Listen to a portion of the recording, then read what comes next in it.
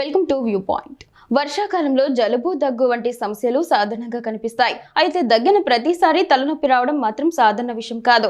చాలా సందర్భాల్లో ఇది తాత్కాలికంగా ఉండే ప్రమాదకరం కాకపోయినా కొన్నిసార్లు మెదడు లేదా నరాల వ్యవస్థకు సంబంధించిన తీవ్రమైన సమస్యలకు సంకేతంగా ఉండే అవకాశాలు ఉన్నాయని నిపుణులు హెచ్చరిస్తున్నారు. ముఖ్యంగా కొత్తగా ప్రారంభమైన లేదా తీవ్రంగా ఉన్న దగ్గుతో కూడిన తలనొప్పిని నిర్లక్ష్యం చేయకుండా వైద్య పరీక్షలు చేయించుకోవడం అవసరం.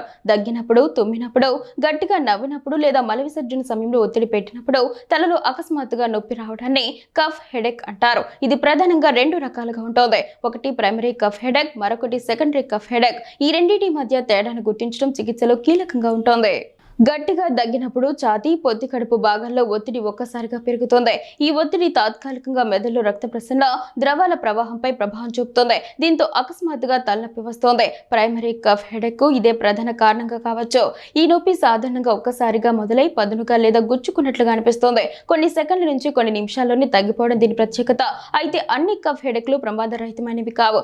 కొన్నిసార్లు మెదడులో లేదా దాని చుట్టూ ఉన్న నిర్మాణాల్లో సమస్యలు, సెరెబ్రోస్పైనల్ ద్రవ ప్రవాహంలో లోపాలు, నిర్మాణపరమైన మార్పులు లేదా అరుదుగా మెదడు కణితి వంటి కారణాల వల్ల కూడా సెకండరీ కఫ్ హెడేక్ వస్తుంది. ఈ సందర్భాల్లో దగ్గు అసలు కారణం కాకుండా ఇప్పటికే ఉన్న సమస్యను బయటపెట్టే ట్రిగ్గర్ గా పనిచేస్తుంది. సెకండరీ కఫ్ హెడేక్ సాధారణంగా ఎక్కువసేపు కొనసాగుతుంది.